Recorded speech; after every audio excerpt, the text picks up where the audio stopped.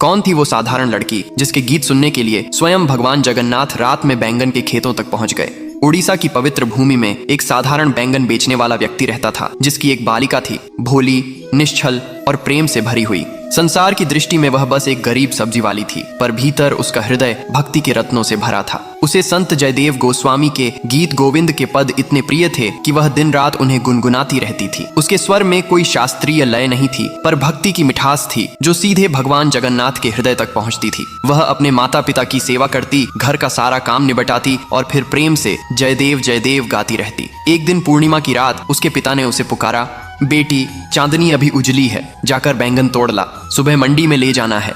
वह उनींदी आंखों से उठी, लेकिन मुख पर वही भक्ति का गीत था। वह खेत में पहुंची और गुनगुनाते हुए बैंगन तोड़ने लगी। उसके हर शब्द में प्रेम का झरना बह रहा था और वही प्रेम भगवान जगन्नाथ को खींच लाया। वे अपने दिव्य स्वरूप में उस खेत में पहुंचे, उस बाला के पीछे पीछे नाचते हुए जैसे एक प्रेम मग्न बालक हो। उनके पीताम्बर के रेशे बैंगन के कांटों में उलझते रहे, पर उन्हें होश कहाँ था।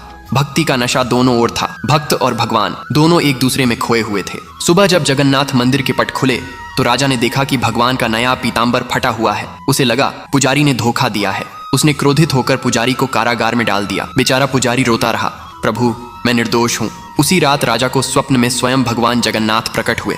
वे बोले, राजन, पुजारी निर्दोष है। मेरा पीताम्बर तो बैंगन के कांटों में उलझ गया था जब मैं अपने भक्त की भक्ति सुनने गया था। उस बालिका की गायन भक्ति ने मुझे बांध लिया था। अगली सुबह राजा स्वयं उस खेत में पहुंचा। वहां सचमुच पीताम्बर के सुनहरे रेशे कांटों में लिपटे थे। राजा की आंखों से आंसू बह निकले। उसने पुजारी को सम्मान के साथ मुक्त किया और प्रण किया कि गीत गोविंद का पाठ अब प्रतिदिन भगवान जगन्नाथ के समक्ष होगा। उस दिन से जगन्नाथ मंदिर की मंगला आरती में जयदेव के पद गूंजने लगे, उस प्रेममयी बालिका की भक्ति की स्मृति में, जिसके निष्कपट गीतों ने स्वयं भगवान को धरती पर उतार लाया था। जय जगन्नाथ।